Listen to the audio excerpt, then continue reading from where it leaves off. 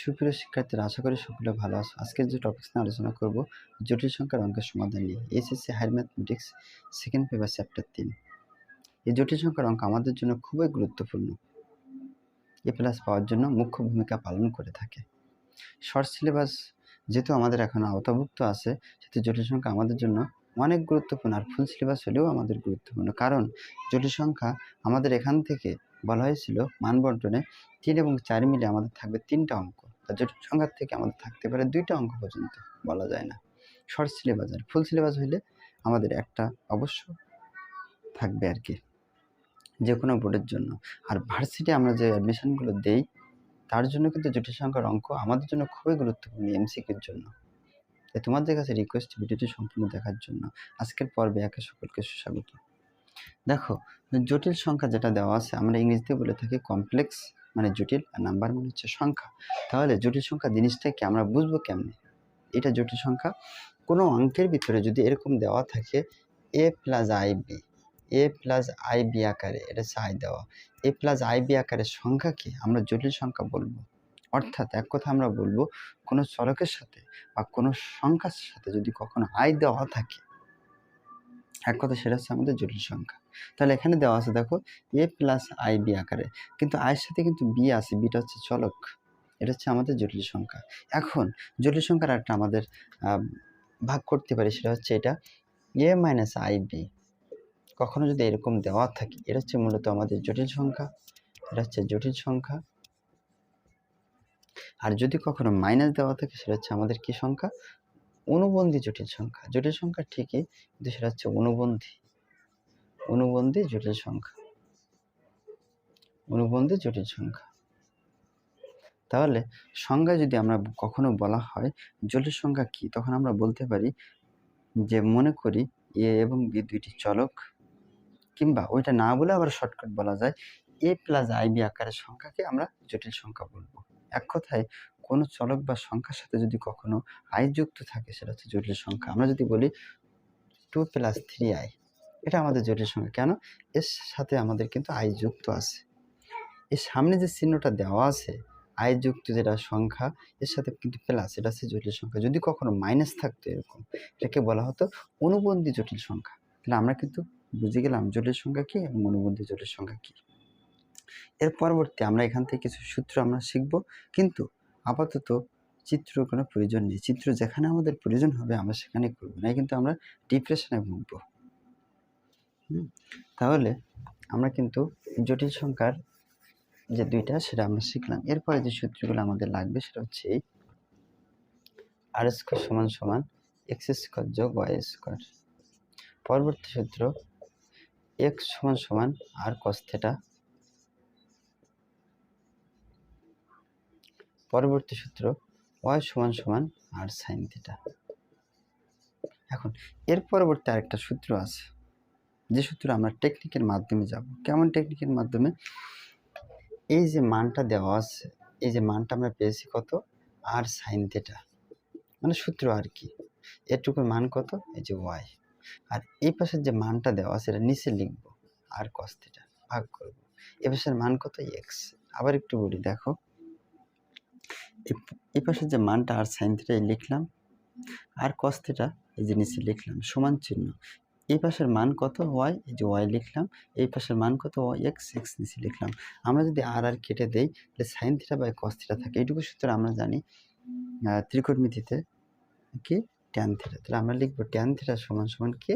Y by X. এই সূত্র কিন্তু আমরা আবার জানি। আবার এরকমও লিখতে পারি, থিটা সমান সমান ট্যান গুণ আকারে আছে, ওপাশে গেলে ভাগ, আর ভাগ মানে হচ্ছে ইনভার্স। ইনভার্স কত? Y by X. এটাও আমাদের কি করা যাবে? এটা আমাদের যেভাবে আছে এটাও লেখা যাবে।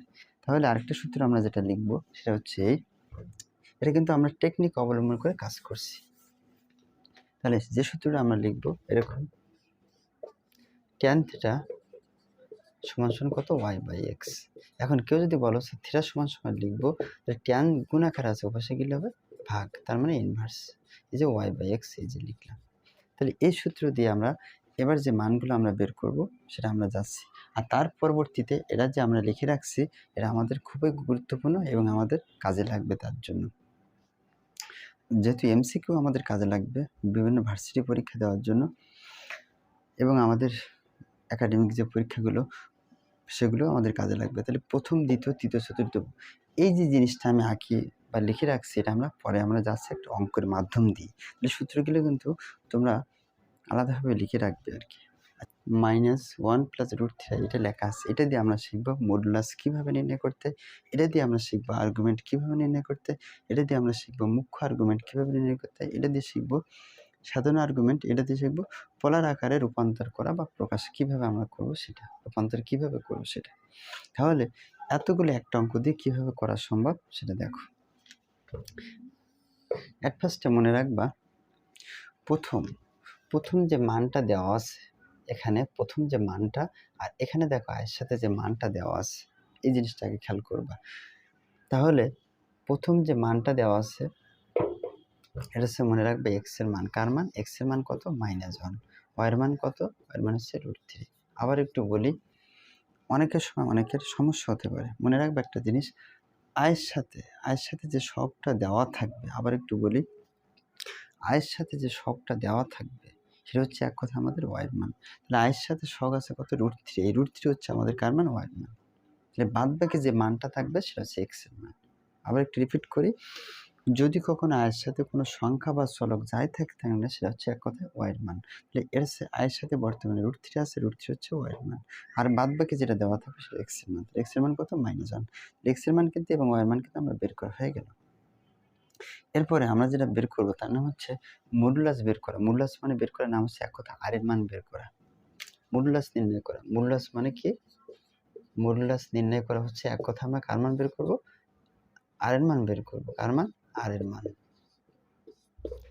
আবার একটু বলি, মডুলাস যখন বের করব এক কথায় আমরা আর এর মান বের করব। এখন সূত্রটা কি? আর এর সূত্র আমরা শিখছি আর স্কয়ার সমান সমান এরকম শিখছি সমান সমান এক্স স্কয়ার যোগ ওয়াই স্কয়ার।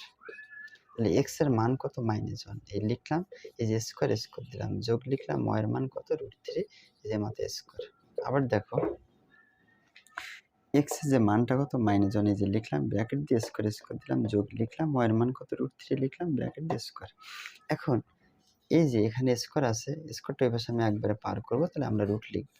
1 স্কয়ার মানে হচ্ছে 1 যোগ এটা কেটে গেলে এখানে থাকে 3, 3 এর 4 কে রুট করলে যেটা পাবো 2। তাহলে একটা কিন্তু অ্যান্সার হয়ে গেছে। এটা তোমরা ক্যালকুলেটর ব্যবহার করে করতে পারবে। তাহলে মনে রাখবা, মডুলাস যদি কখনো বের করতে বলে সিম্পল ভাবে এক কথা আমরা আর এর মান বের করব। আর এর মান বের করার নিয়ম কি? আর স্কয়ার সমান সমান এক্স স্কয়ার যোগ ওয়াই স্কয়ার। যদি বলো স্যার একবারে লিখবো, এটা না লিখে আর সমান সমান রুট দিয়ে এক্স স্কয়ার যোগ ওয়াই স্কয়ার লিখবে একবারে, তাও হবে, কোনো সমস্যা নেই। তোমাদের যেভাবে খুশি সেভাবে করতে পারো। এরপরে আমরা বের করব সিম্পল আর্গুমেন্ট। আর্গুমেন্ট যখন বের করব এক কথা হচ্ছে থিটা এর মান বের করতে হবে। এর জন্য যে করণীয় বা কর্তব্য সেটা আমরা করব। আচ্ছা, তাহলে এগুলো আমরা মুছে ফেললাম। এরপরে আমরা যেটা যাব তার নাম হচ্ছে একটা অঙ্ক দিয়ে আমরা যেটা যাব এরপরে হচ্ছে আর্গুমেন্ট।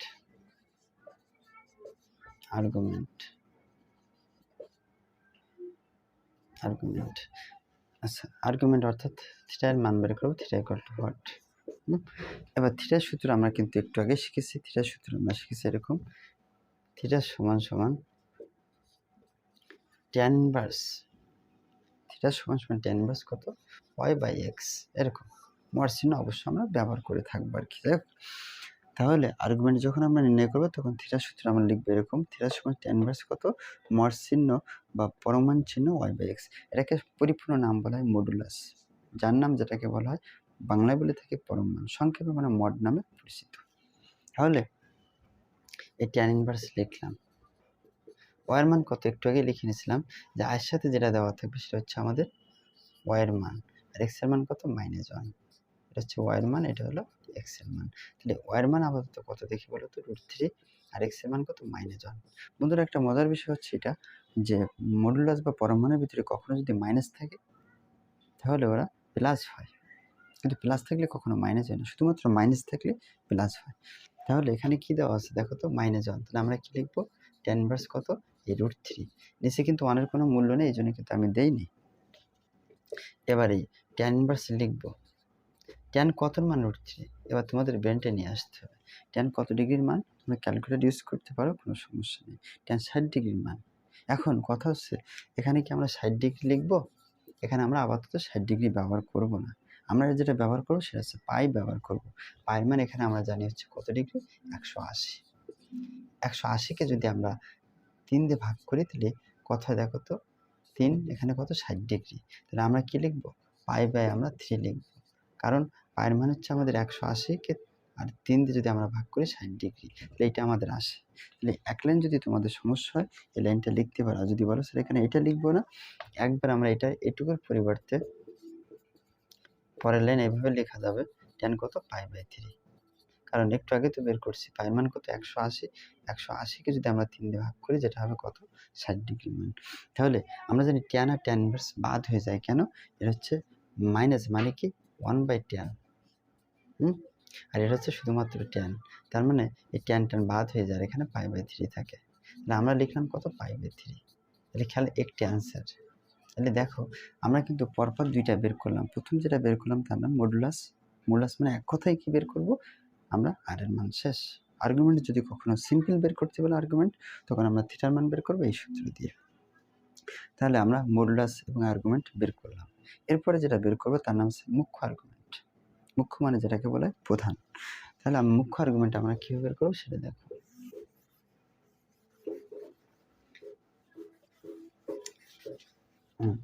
আমরা যেটা বের করবো সেটা হচ্ছে মুখ্য আর্গুমেন্ট। মুখ্য আর্গুমেন্ট।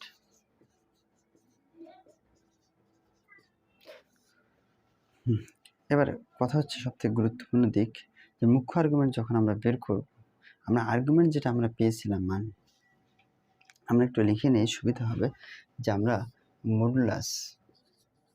মডুলাস অর্থাৎ কার মান? আর এর মান পেয়েছিলাম হচ্ছে 2। আর্গুমেন্ট আমরা আগে পেয়েছিলাম তা আবার লিখে নিচ্ছি আর কি। আর্গুমেন্ট থিটার মান পেয়েছিলাম আমরা কত? Pi by 3। তাহলে এই যে বের করছি। এখন মনে রাখবা আমরা যখন মুখ্য আর্গুমেন্ট যখন বের করব তখন এবার এই ছকটা আমাদের কাজে লাগবে। যদি মুখ্য আর্গুমেন্ট বের করতে বলে তখন এই ছকটা কিন্তু কাজে লাগবে, কিন্তু সাধারণ আর্গুমেন্টের ক্ষেত্রে আমাদের কোনো প্রয়োজন নেই। শুধুমাত্র আর্গুমেন্টের ক্ষেত্রেও প্রয়োজন নেই, শুধুমাত্র মুখ্য আর্গুমেন্টের প্রয়োজন। এটা হচ্ছে প্রথম ভাগ আমরা জানি, দ্বিতীয় ভাগ এটা তৃতীয়, এটা চতুর্থ। 4টি ভাগকে বলা হয় চতুর্ভাগ। প্রথম ভাগে যেটা থাকে সবসময় থিটা, এই ভাগে যেটা থাকে পাই মাইনাস থিটা, এই ভাগে যেটা বসবাস করে বা থাকে থিটা মাইনাস পাই। এই ঘরে একটা পজিটিভ দিক কি, এই থিটা যা আছে এর বিপরীত বসবে। এখানে থিটা আছে একটা, এখানে মাইনাস থিটা হবে। আবার একটু বলি, আমরা যদি দুইটা মনে রাখতে পারি আর দুইটা টেকনিকে যেতে পারবো। কিভাবে? এটা মনে রাখবো থিটা, এটা এর বিপরীত দেখো, এর বিপরীত নেয় নিচে কত? Minus theta. এখানে আছে দেখো মাইনাস থিটা, পাই মাইনাস থিটা, এখানে উল্টোভাবে যাবে, থিটার আগে মাইনাস পাই। কত সুন্দরভাবে হয়ে গেল। এখন কথা হলো কিছু শর্ত আমাদের থাকবে। এই ক্ষেত্রে যখন আমরা বের করব এক্স এবং ওয়াই এর মান 0 থেকে বড় হওয়া লাগবে। এক্ষেত্রে যখন যাব তখন এই দুটো যদি মনে রাখি আর দুটো মনে থাকবে। এখানে এক্স এর মান কি হবে? 0, আর এক্স এর ভিতরে তুলনা করব 0 বড় হবে, আর এই ক্ষেত্রে 0 থেকে ওয়াই এর মান বড় হবে। এখানে তদ্রূপ, এখানে অন্যভাবে, যাই হোক তোমরা বুঝে নেবে। এখন কথা হচ্ছে আমরা মুখ্য আর্গুমেন্ট এইটা দিয়ে আমরা একটা শিখে নিই। তাহলে মুখ্য আর্গুমেন্ট যখন আমরা করব তখন আমাদের নিয়মটা কি ছিল সেটা আমরা যাব। এটা খেয়াল করব, মুখ্য আর্গুমেন্ট যখন বের করব তখন এদিক খেয়াল করব। আমি বলছিলাম আয়ের সাথে যেটা আমাদের থাকবে, এবার দেখবো চিহ্ন। আগে তো আমরা দেখছিলাম সংখ্যা বা চলক। আয়ের সাথে যেটা আমাদের সামনে যেটা আছে চিহ্ন নাম কি? প্লাস। এটা হচ্ছে কার মান বলো তো? ওয়াই। ওয়াইয়ের মান কি? প্লাস। এই যে প্লাস, এই প্রথম যে মানটা হলো এটা এক্স এর মান। এক্স এর মান কত? মাইনাস। আবার একটু বলি, আয়ের সাথে যে মানটা দেওয়া থাকবে, যে কোনো মান হতে পারে সংখ্যা বা চলক, এটাকে বলা হয় ওয়াইয়ের মান। আর ওয়াইয়ের সামনে যে চিহ্নটা থাকবে আমরা এখানে লিখবো, ওয়াইয়ের সামনে চিহ্ন প্লাস, প্লাস লিখলাম। এবার এক্স এর সামনে এখানে কি আছে? প্রথম মানটা এক্স, এক্স এর সামনে কি আছে? কারণ যেহেতু এখানে আই নেই প্রথমটাতে, এক্স এর মান কত? -1, চিহ্ন মাইনাস, এই মাইনাস লিখলাম। -1 প্লাস, এটা কোন চতুর্ভাগের অবস্থান করে? আমরা জানি এখানে হচ্ছে ডাবল প্লাস হয়, মানে এক্স এর মান প্লাস ওয়াইয়ের মানে প্লাস। এটা প্লাস, এটা বিপরীত হয়, এটা মাইনাস, তারপরে এটা প্লাস। এর বিপরীত সবসময় মনে রাখবে এখানে হয়। ডাবল প্লাস আছে, ডাবল মাইনাস, এখানে মাইনাস আছে, এখানে হবে প্লাস, তারপর হচ্ছে মাইনাস। এখন কথা হচ্ছে যে আমাদের মাইনাস কমা প্লাস এটা কোন চতুর্ভাগে অবস্থান করে দেখো তো, দ্বিতীয় চতুর্ভাগে না? হ্যাঁ, দ্বিতীয় চতুর্ভাগে যদি হয় সাথে সাথে আমরা এরকম লিখব, এটি কোথায়? এটি দ্বিতীয় চতুর্ভাগে অবস্থিত, দ্বিতীয় চতুর্ভাগে অবস্থিত। লেখার পরে যেহেতু আমরা আইডেন্টিফাই করতে পারছি, নিশ্চিত করতে পারছি এটা দ্বিতীয় চতুর্ভাগে অবস্থিত। কিভাবে? এক্স এর মান এবং ওয়াই এর মান আমরা দিয়ে, কারণ এখানে আই বাদ যেটা ছিল সেটা হচ্ছে ওয়াই এর মান, কিন্তু চিহ্ন দেখতে হবে। যখন মুখ্য আর্গুমেন্ট বের করবো চিহ্ন দেখতে হবে, চিহ্ন হচ্ছে ওয়াই এর সামনে কি প্লাস, আর এক্স এর সামনে এখানে কত? এক্স এর মান -1, তার মানে এক্স এর চিহ্ন হচ্ছে মাইনাস। তাহলে এটা হচ্ছে দ্বিতীয় চতুর্ভাগ অবস্থায়। সূত্র কি বলতো? পাই মাইনাস থিটা। সাথে সাথে আমরা বুদ্ধি কে লিখবো পাই মাইনাস থিটা। এই পাই লিখলাম, মাইনাস থিটা মান কত পেয়েছিলাম দেখো তো আমরা? π/3। এই যে π/3 লিখবো। এটা আমরা একটু ক্যালকুলেশন করবো, ক্যালকুলেটর দিয়ে করা যাবে। 3 লিখলাম, এর নিচে যেহেতু নেই লসও করবো, 3 দেখে গুণ করলে কত হয়? 3 পাই। মাইনাস এটা কেটে গেলে উপরে মানটা বসে পাই। 3 পাই থেকে একটা বাদ দিলে 2π/3। এই 2π/3 যেটা হয়েছে এটা আমাদের অ্যান্সার। কার মান এটা বলো তো? মুখ্য আর্গুমেন্ট। তাহলে আবার একটু বলি, শুরুতে আমরা যখন মডুলাস বের করবো এক কথা আর এর মান বের করা, আর্গুমেন্ট যখন বের করতে বলবো থিটার মান বের করা। এরপর মুখ্য আর্গুমেন্ট যদি কখনো বলে তাহলে আমরা যেটা বের করবো সেটা হচ্ছে কি, মুখ্য আর্গুমেন্ট যখন বের করব তখন আমরা আগে আইডেন্টিফাই করতে হবে যে এক্স এবং ওয়াই এর মান, এবং এক্স এবং ওয়াই এর মান বের করার পরে চিহ্নগুলো দেখতে হবে, চিহ্ন কোন চতুর্ভাগে অবস্থিত। চতুর্ভাগ যদি আমরা আইডেন্টিফাই করতে পারি সূত্র আমরা অবশ্যই বসাবো। যদি প্রথম চতুর্ভাগ হতো তাহলে উত্তর হতো এক কথায় থিটা। থিটা মানে কি, এখানে যে মানটা বেরিত এটা আমাদের অ্যান্সার ছিল, কিন্তু আমাদের দ্বিতীয় চতুর্ভাগে অবস্থিত সূত্র কি পাই মাইনাস থিটা। তাহলে পাই মাইনাস থিটা যে সূত্র লিখলাম, পাই লিখলাম মাইনাস থিটার মান বসে দিলাম, লসও করলাম, আমাদের উত্তর। তাহলে মুখ্য আর্গুমেন্ট বের করা শেষ। এরপর আমরা যেটা বের করবো সেটা হচ্ছে সাধারণ আর্গুমেন্ট। সাধারণ আর্গুমেন্ট, সাধারণ আর্গুমেন্ট যখন বের করবো মনে রাখবা সব ক্ষেত্রে, প্রতিটা ক্ষেত্রে 2n পাই আগে মুখস্থ, যোগ দিয়ে এই মুখ্য আর্গুমেন্ট যেটা আমরা পেয়েছি এর সাথে আমরা যোগ লিখব, তাহলে আমাদের অ্যান্সার শেষ। সাইড নোট যদি কেউ দিতে চাও n বিলংস বড়াতে n তাহলে দিতে পারো, আর যদি বলো স্যার এখান থেকে আমরা এটা দেবো না বা কোনো কিছু করবো না তাতে কোনো সমস্যা নেই, দিতে পারো নাও দিতে পারো, কোনো বিষয় না। জি, তাহলে আবার একটু বলি যে আমরা মডুলাস যখন বের করব প্রথম শুরুতে টুর মান, আর আর্গুমেন্ট যখন বের করবো থিটার মান। মুখ্য আর্গুমেন্ট যখন বের করবো তখন আমরা জাস্ট করে দেখব এই যে প্লাস এবং মাইনাস চিহ্নগুলো, এক্স এবং ওয়াই এর সামনে চিহ্নগুলো দেখবো, দেখার পরে যদি আমরা আইডেন্টিফাই করতে পারি প্রথম না দ্বিতীয় না তৃতীয় চতুর্ভাগ, তাহলে আমাদের সূত্র সবগুলো আছে সেই অনুপাতে আমরা সূত্র বসাবো, আমাদের হয়ে যাবে মুখ্য আর্গুমেন্ট।